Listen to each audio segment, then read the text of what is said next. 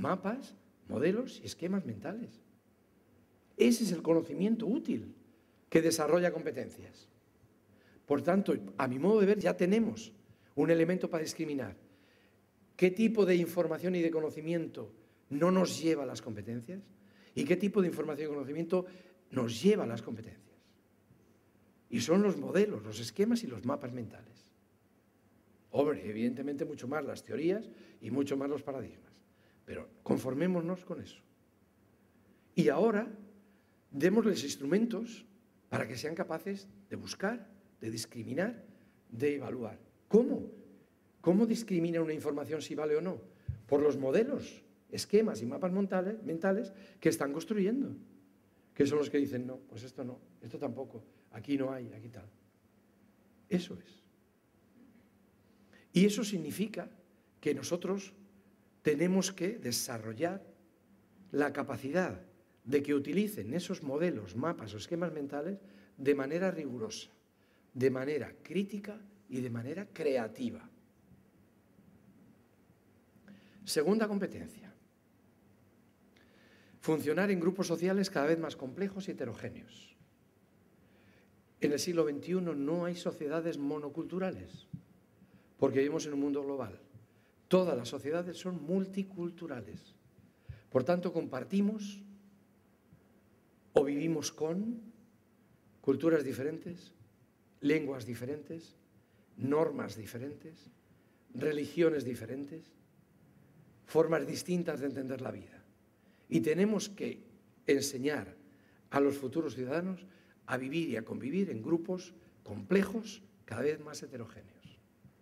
Lo que significa capacidad para escuchar, para respetar, para compartir, para cooperar, colaborar, para defender las propias posiciones y para resolver los conflictos inevitables de manera pacífica, de manera democrática y de manera dialogada.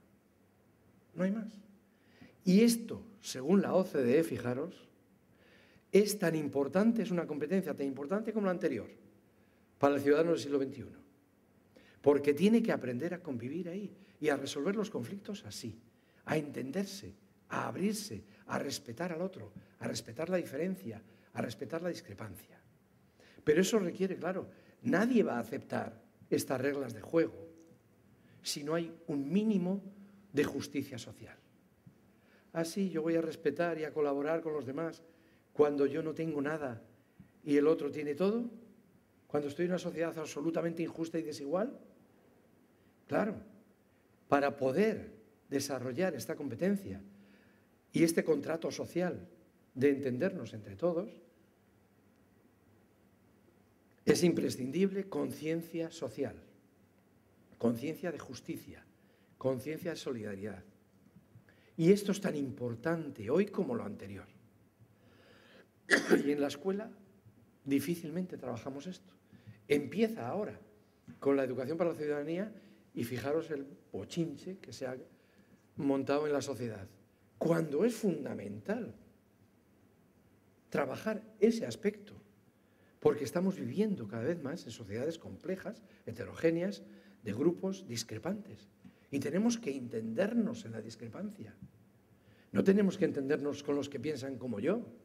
Tenemos que entendernos con todos. Y empezar a saber dialogar, compartir y empezar a saber distinguir lo que es el territorio de lo público, lo que es el territorio de lo privado y lo que es el territorio de lo íntimo.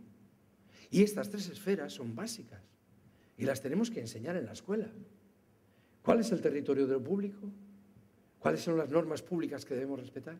¿Cuál es el territorio de lo privado, en el que yo me pongo de acuerdo con quien quiera y como quiera? ¿Y cuál es el territorio de lo íntimo, que nadie se puede meter porque es mío? Eso hay que enseñar. Tercera competencia, capacidad para actuar de forma autónoma.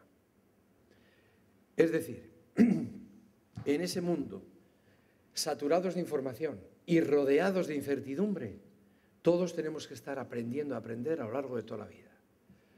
Y esa es la capacidad fundamental del ciudadano del siglo XXI. Tener la autonomía suficiente para aprender de manera continua y permanente. Eso significa enseñarles a que construyan criterios propios de pensar, de sentir y de actuar. ¿Y eso qué implica? Enseñarles a que se conozcan a sí mismos, es decir, autoconocimiento, autoestima y autorregulación.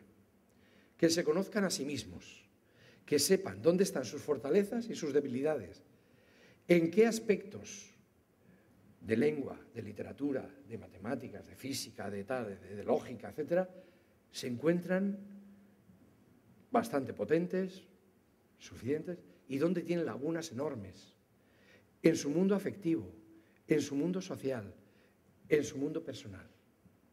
¿Dónde están sus fortalezas y sus debilidades? Que se conozcan. Segundo, que se quieran como son, que quieran también sabiendo las fortalezas y las debilidades que tienen y sabiendo que aún así tienen abierto un mundo para mejorar. Y tercero, que aprendan a regularse. Es decir, que nosotros les vamos a ir transfiriendo nuestra capacidad para ayudarles a aprender a ellos mismos, para que ellos gobiernen su propio aprendizaje. Esa es nuestra obligación profesional, pasarles los trastos. Nosotros como expertos les estamos ayudando a que aprendan para que ellos aprendan a aprender por sí mismos. Y como dice un adagio, los docentes enseñamos a los alumnos, a los estudiantes, o los formamos como las olas forman a la playa, retirándonos. Pues igual, para que ellos desarrollen su autonomía. Eso implica un binomio clarísimo, libertad y responsabilidad. Desde bien pequeñitos, libertad y responsabilidad. Libertad para ir optando. Y otra consecuencia que es un sacrilegio en la concepción académica que tenemos ahora. Quiere decir que no todos tenemos que estudiar lo mismo. No. Excepto los instrumentos básicos. Y los instrumentos básicos no son más que los lenguajes lógico-matemáticos y los lenguajes lingüísticos. Nada más. Todo lo demás debe ser poco a poco opcional y permitir que cada uno vaya desarrollándose en el camino y en la orientación y en los itinerarios en los que se sienta más a gusto y mejor. Eso de un traje para todos, una talla para todos, mismo conocimiento, mismo ritmo, mismo método, es absurdo.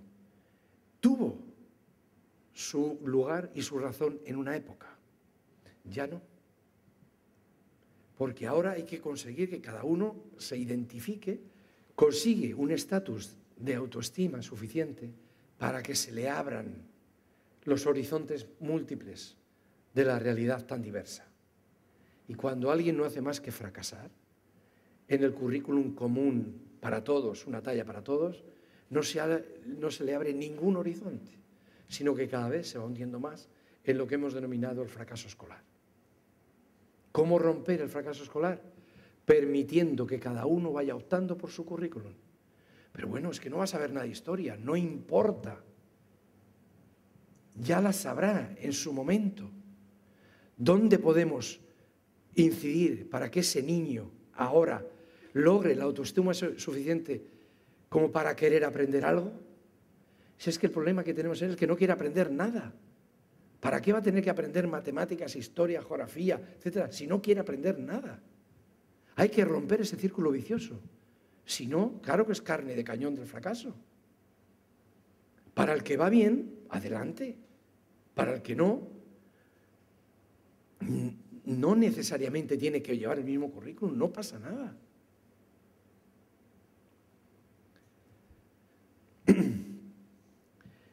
Bueno, pues esas son las 3 competencias básicas que define de SECO. ¿Estamos de acuerdo con ellas o no? Esta es una opción política, que la deben de debatir nuestros representantes políticos y definir. ¿Hay alguna competencia que no esté ahí, que consideremos que es importante?